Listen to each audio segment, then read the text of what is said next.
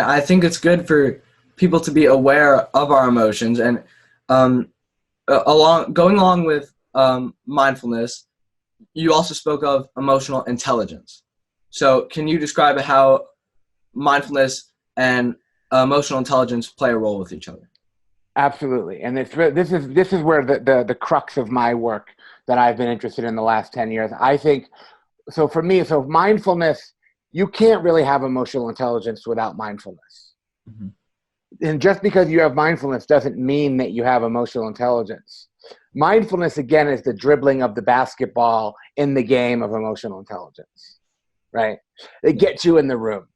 Mm-hmm. So by cultivating a mindfulness of the body, of the breath, of present time awareness, now I'm learning how to create that gap between stimulus and response.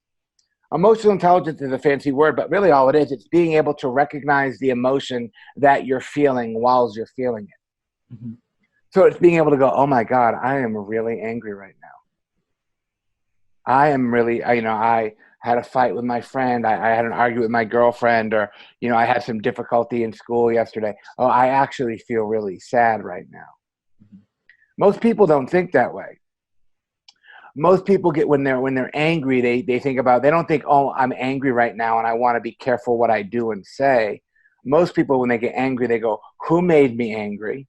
They blame, they figure out who made them angry, what they're going to do about it, whose fault it is. They get caught in all of that, which is not very helpful.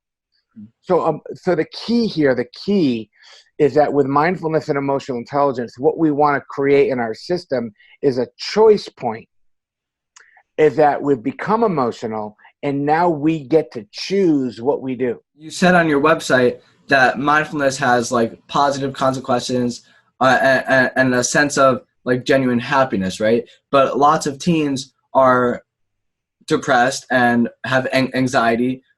Do you really think that these teens are capable of practicing these mindfulness or changing their attitude, for example, with all the stress that they're under, like with all the time, the lack of time because of homework and stuff, and all the emotions they go under as teenagers?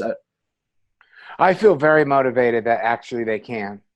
And I feel very encouraged to be part of any sort of movement like I think what you're doing is awesome, by the way. Thank you. And, anything I can do to be helpful. And I worked with teenagers for 10 years. I worked with teenagers in juvenile detention hall and drug addiction. I've worked with teenagers who have really got themselves into some bad spots. So I understand that landscape. But I think part of it is there's the mindfulness fundamentals, the attention, and the self-regulation is going to be very, very helpful as you go into these situations. Mm-hmm. And also changing the attitude. And really, the one thing I love about mindfulness is it's self-empowerment. Because one thing I like to do is to try to empower teens to be authentic and to really step into their own, because you got 500 people telling you what to do all the time. Yeah. And you don't know who to listen to, and the demands are, so it's just kind of having this attitude of like confidence of like, I'm going to be okay. Like you don't have to have it all figured out. You don't need to know what college you're going to go to necessarily right now. You don't necessarily need to know, you don't need to have all the answers to all the big questions. And again, this is why that mindfulness, present time awareness, if you're 15 years old in high school and you're stressed out about where you're going to go to college, you are not in the present moment. You're not even close. You're stressed out about something 4 years down the road. Yeah. You see what I mean? Yeah. So it's like getting your attention back and like, okay, what do I need to do today? Because if I focus on what I need to do today, and if I focus on what's in front of me, that's what I want to get good at. I want to get good at focusing on and dealing with what's arising in my own direct experience. This whole living in the moment business, right? Yeah. That's what you want to get good at, because that's where you are all the time.